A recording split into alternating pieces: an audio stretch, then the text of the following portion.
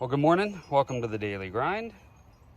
And just want to show you guys the tomato plants. So I planted these last week and they're already doing really good.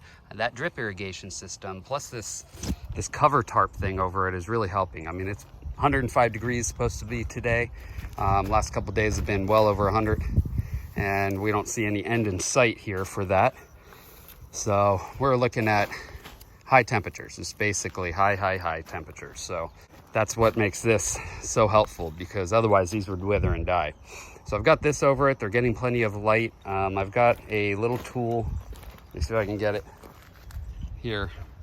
And this tells, how moist it is, how much light and how much pH. So we'll switch over to light. Obviously we're 10 because we're right out in the sun. All right, so if I put that in right there, you can see it's going back and forth, but it's definitely pushing 10, 9, 8, it's right around there. It just depends on, if this is moving. So sometimes, if there's a fold or something, then it can adjust a little bit. So, I mean, we've still got some good light. So, plus this is about 12 hours. So I think we've got plenty of light for these tomato plants. That was one thing I was concerned about. Well, a friend of mine was, he does a lot of landscaping. He said, I think this is gonna keep these tomato plants from getting enough light, but I think they're getting plenty. They're growing pretty good. They're not super leggy looking or anything. So they're healthy and they're not getting overly hot and sun scorched. Got a little bit of this stuff going on with some of the leaves with like, what is it, vein miners or something like that they call it, leaf miners. And I'll take care of that. I'm gonna go and prune these at one point, but I just wanted to give you guys an update since we had planted those a week and a half ago. They're really, about a week ago maybe, week and a half ago. They are doing really well, so quite happy. These are pretty cool. So these are the amaranth, and they're pushing forth all this beautiful stuff. It's really pretty plants. My peppers have just been like, this is what would happen to the tomato plants. They're sun scorched, you can tell. And I've been watering, it's just not enough. They're just shriveling up and dying because it's 105 degrees. That one's doing okay, but it probably is getting some shade from this in the late afternoon when it's really hot. So if I put up a sunshade on this one, they might do a little better, but these really like the hot because they're from like Africa. South Africa, I think, is the amaranth from what I read. So they like the intense heat, and that's fine for them. We did do this bed. Man, I can't keep this up over it. It just wants to break free. I'll have to figure that out. So that's drying out right there. But this we redid, so we tilled it. So we'll have two beds. That one probably pretty soon we're gonna plant our like broccoli and kale and cabbage and stuff like that, the cruciferous. Okay, and then this maybe, I'm not sure yet, probably some root veggies like carrots and turnip and stuff like that. So probably what we'll do there. At one point we'll turn this into something, I don't know. Once those produce all the amaranth that they're going to produce and get all the seed from it, we'll rip that up. That's really good for the chickens, by the way. I can throw the whole plant in with the chickens. I believe they can eat it. So that'll be really good. And we'll obviously be using the amaranth to feed the chickens as well. That'll help. We did get some new chickens.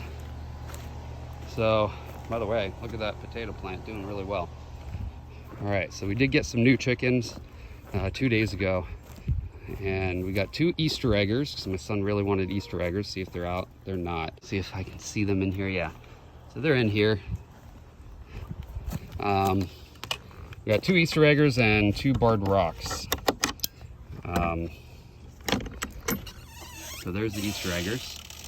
And the barred rocks are a little bit smaller. You can see those two there versus that is our older bird that looks like a barred rock. They look similar, but that's the cuckoo Maran. But the barred rocks and cuckoo Marans look very similar, but they are a little different. So these are younger, the barred rocks. One has like an eye problem, I'm not sure, so we'll see. We got these as pullets rather than babies. We didn't want to do the baby thing again, but they're doing really well. Boy, she's a pretty bird, isn't she? That's our silver phoenix, and that's the female. They're just beautiful birds. But anyway, we are pretty happy with them. This one to the left just looks, I mean, its eye looks bad. It's lost feathers. It's not doing great, and it came like that from the place, so it is what it is. I mean, they seem like a legit good place, but I mean, they just grabbed a couple birds. I kind of mentioned it, but the guy didn't really speak English very well, so I just kind of dropped it and I just let it be, and couldn't really negotiate that too well. So I just was like, whatever, I'm not gonna argue it.